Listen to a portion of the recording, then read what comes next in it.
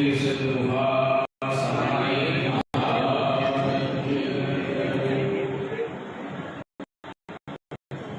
यस्य प्रसादात् पतिताः सुपावना भवन्ति संसार सुधारणा शिवा योगीश्वराणां परमेश्वरं हरिं श्रीरामलाल प्रभुमीशमाश्रये श्रीचन्द्रमोहन गुरुमीशमाश्रये आनन्दमानन्दकरं प्रसन्नं ज्ञानस्वरूपं निजबोधरूपं योगेन्द्रविद्यं भवरोग्यवेद्यं श्रीमद्गुरुं नित्यमहं नमामि।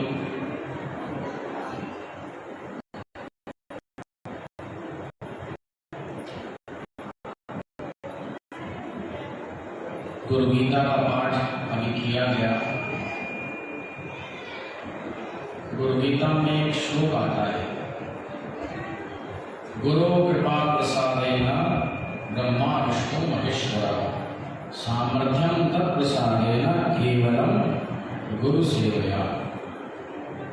इसका अर्थ ये है कि गुरुदेव के कृपा के प्रसाद से ब्रह्मा विष्णु महेश्वर की स्थिति है और गुरु सेवा से ही वो ब्रह्मा विष्णु महेश्वर हैं। केवलम गुरु सेवा। साधारण आस्तिक जनों को ये बात अतिशयोक्तिपूर्ण लग सकती है कि भाई गुरु तत्व तो इतना क्या बड़ा हो गया कि ब्रह्मा विष्णु महेश्वर की गुरु सेवा से अपने पदों को प्राप्त करते हैं। इतना बड़ा गुरु तत्व, ये वास्तविकता है।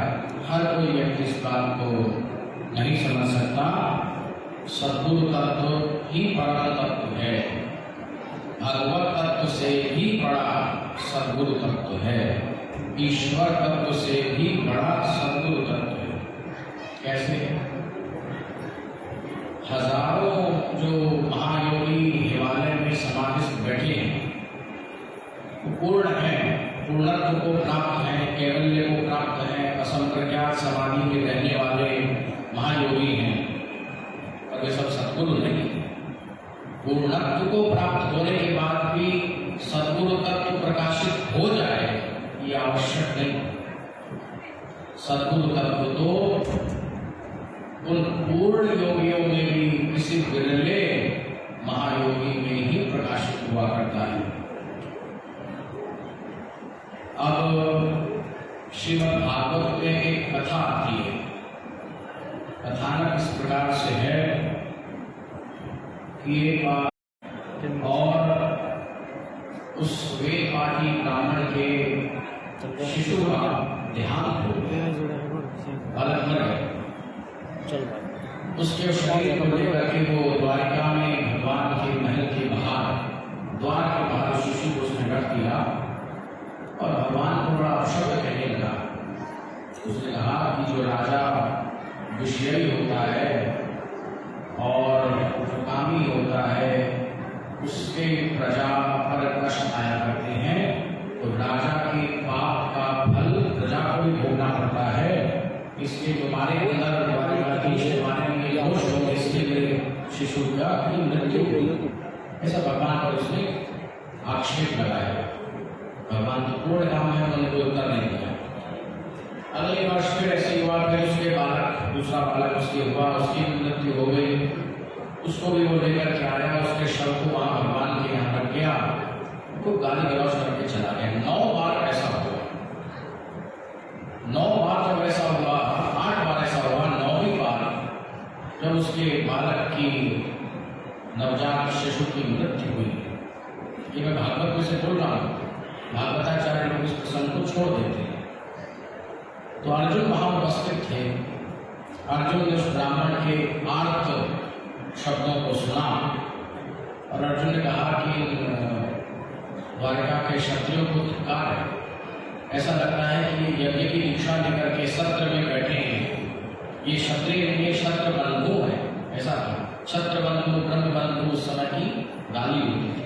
किसी ब्राह्मण को ब्रह्म बंधु कहना, क्षत्रिय को क्षत्र बंधु है, यानी क्षत्रिय नहीं है, क्षत्रियों के मित्र जैसे हैं, इनको धिक्कार जिन्होंने अब तक कोई उपाय नहीं किया, मैं अर्जुन हूँ धनुर्धारी, मैं इस ब्राह्मण के बालक को बचाऊंगा, ऐसा अर्जुन ने कहा।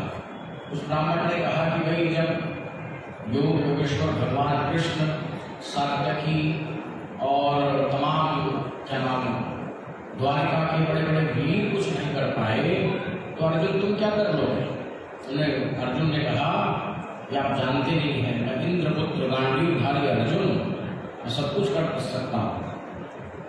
तो अर्जुन ने शपथ ले ली कि यदि मैं इस ब्राह्मण के बालक को नहीं बचा पाया तो मैं अग्निदाह कर लूंगा, अग्नि में जल करके भस्म हो जाऊंगा। यह अर्जुन में एक दोष था कि वो प्रतिज्ञा बड़ी जल्दी कर लेते थे। ऐसे ही जरासंध वध के समय प्रतिज्ञा कर ली, ऐसे प्रतिज्ञा कर ली। उसके 1 वर्ष के बाद जब उसकी स्त्री प्रसूता हुई, बालक उत्पन्न होने को आया, उस ब्राह्मण ने अर्जुन को सूचित कर दिया कि भाई अब प्रसव होने वाला है। अर्जुन वहां पहुंच गए, उन्होंने अपनी बाण विद्या का संधान करके पूरी तरह से सुरक्षित उस घर को, प्रसूता गृह को बना दिया कि काल, अर्जुन ने कहा कि काल भी अब इसमें प्रवेश नहीं कर सकता, मैंने ऐसा इसमें इंतजाम कर दिया है। बालक हुआ, बालक की किलकारियां वहां गूंजी, परंतु थोड़ी देर के बाद वो बालक अदृश्य हो गया। पहले तो वो मर जाता था, उसका शव रहता था, उसके बाद तो वो अदृश्य हो गया। अब वो ब्राह्मण देवता लगे गल जाने, अर्जुन को बड़े क्षत्रिय बनते थे और बड़ी बड़ी बातें कर रहे थे। देखो इस बार तो मेरे बालक का शव भी नहीं है जिसको मैं लेकर के दो सकूं। अर्जुन को भी बड़ा आत्मग्लानि हुई। तो अर्जुन योगाभ्यासी थे, ध्यान में बैठ गए और यमपुरी गए। यमपुरी में उस बालक का जीव नहीं मिला। उस बालक की खोज में, उसके अन्वेषण में उन्होंने पूरा 14 भूतों का रूप, स्व, जनक, सत्यम और नीचे के अतल, वितल, सुतल, तलातल, पाताल, रसातल इत्यादि सारे लोकांतरों का सूक्ष्म शरीर से भ्रमण किया, परंतु उसका जीव कहीं नहीं मिला। अंततः अर्जुन निराश हो गए। तब उन्होंने सोचा कि भाई प्रतिज्ञा की है, क्षत्रिय अपनी प्रतिज्ञा नहीं तोड़ते, प्रतिज्ञा की है तो अग्निदाह करना पड़ेगा। तो अर्जुन ने अपनी चिता बना ली और उसमें प्रवेश करने को उद्यत हुए। उसी समय अभिलात्मा भगवान कृष्ण ने अर्जुन से कहा कि भाई अर्जुन, एक प्रयास मैं भी कर लूँ। तुमने तो प्रयास कर लिया, निष्फल रहे, एक प्रयास हम भी करके देख लें कि कहीं मिल जाए। भगवान ने भागवत में वर्णन है, अपने रथ का आह्वान किया, दारों को कहा कि वे रथ सजा करके लाओ। तो 4 घोड़े उसको जोड़ करके, मलाह, शैव्य, सुग्रीव आदि 4 घोड़े एक पुष्प सजा करके लाए। भगवान ने दारों को कहा कि भाई अब जहाँ जाना है अब तुम नहीं जा पाओगे, मैं ही रथ को चलाऊंगा। भगवान सारथी बने, अर्जुन को बिठाया और आकाश मार्ग से रथ को चलाया।